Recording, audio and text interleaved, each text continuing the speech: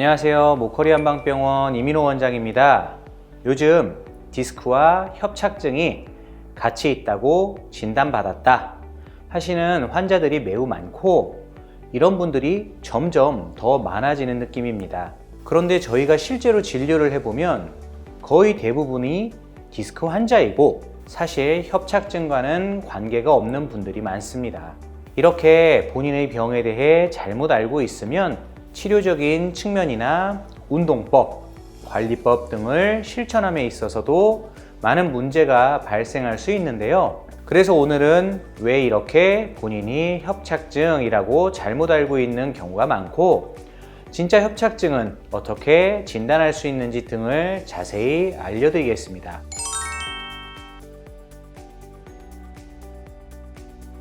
자, 진짜 협착증이란 무엇일까요? 척추관 협착증이란 척추뼈, 척추의 후관절, 인대, 디스크 등의 거의 모든 척추 구조물이 다 퇴행되어 이들이 척추관의 앞, 뒤, 측면 모든 방향에서 공간을 좁아지게 만들어서 다리로 가는 신경을 압박하는 질환을 말합니다. 그래서 MRI상으로 척추 구조물들의 퇴행성 변화로 인해 척추관이 좁아진 상태가 확인이 되어야 합니다.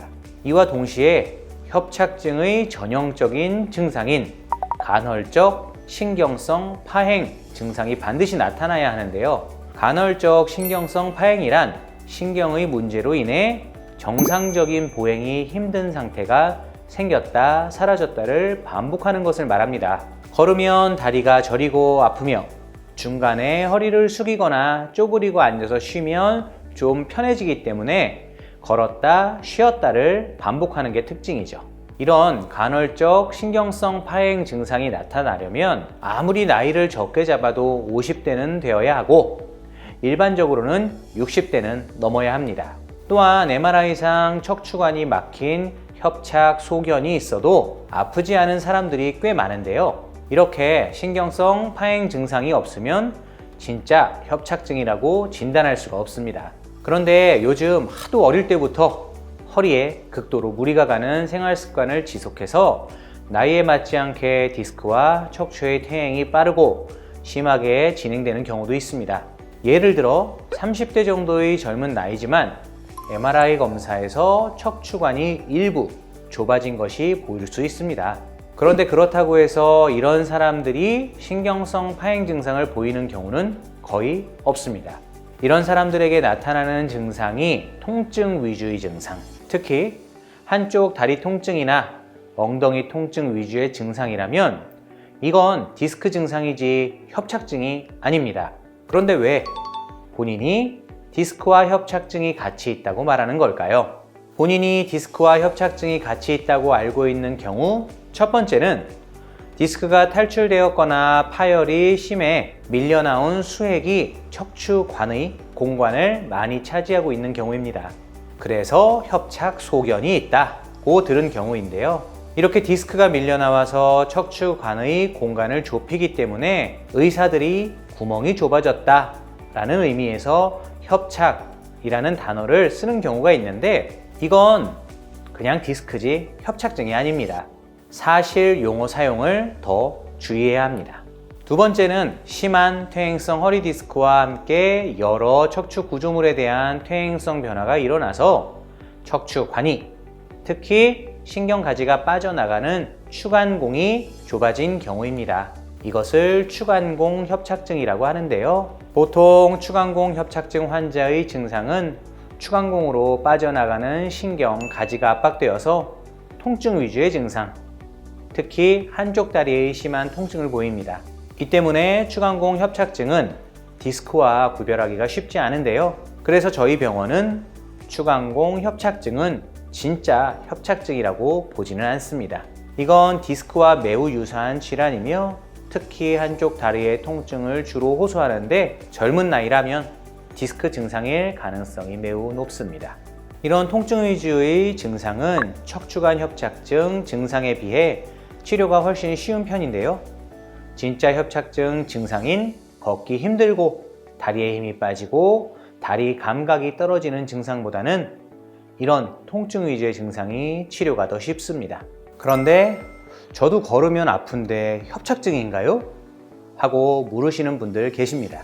허리 디스크 탈출이 있거나 심한 퇴행성 디스크 또는 추간공 협착증 환자도 오래 걸으면 아플 수 있습니다. 때문에 걸으면 아프다고 다 신경성 파행 증상이 아닙니다. 걸으면 다리가 저리고 아프고 중간에 허리를 숙이거나 쪼그려 앉아서 쉬면 좀 편해져서 걸었다 쉬었다를 반복하는 증상이 신경성 파행입니다. 따라서 이 두 증상을 잘 구별하셔야 합니다.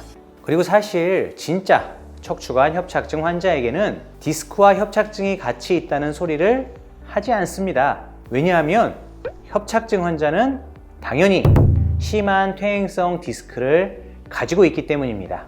진짜 협착증 환자는 척추뼈, 인대, 근육은 물론 디스크도 모든 부분이 다 심하게 퇴행된 상태이기 때문에 협착증 환자는 퇴행성 허리 디스크를 기본적으로 무조건 갖고 있다고 보시면 됩니다.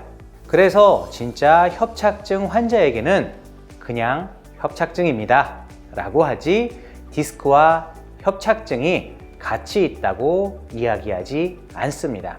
자, 여러분, 본인이 디스크와 협착증이 같이 있다고 들었거나 또는 그렇게 알고 있다면 진단부터 제대로 다시 받아보시는 것이 좋습니다. 가끔 환자분들이 저한테 원장님, 저는 협착증인가요? 아니면 디스크인가요? 이렇게 여쭤보시는 경우들이 있는데 협착증은 아까 말씀드린 것처럼 디스크가 바탕에 깔려있는 질환입니다. 이렇듯 본인의 병이 디스크인지 협착증인지 정확하게 알고 있는 것은 매우 중요한데요.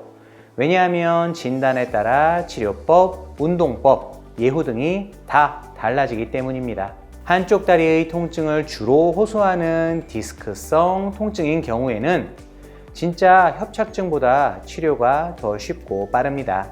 그리고 이런 환자들은 통원 치료로도 충분히 치료가 가능한 경우가 많습니다. 특히 아직 50대도 되지 않은 젊은 환자들은 70대 이상의 협착증 환자에 비해 전반적인 허리 상태나 근육 상태가 좋기 때문에 일반적으로 치료가 훨씬 더 쉽습니다. 그러니 디스크와 협착증이 같이 있다고 주장하시는 분들은 협착증이 무슨 훈장도 아닌데 잘못된 진단이 아닌지 제대로 확인하시고 그 진단을 제대로 받으신 이후에 정확한 치료와 운동법 등을 찾아보시기 바랍니다.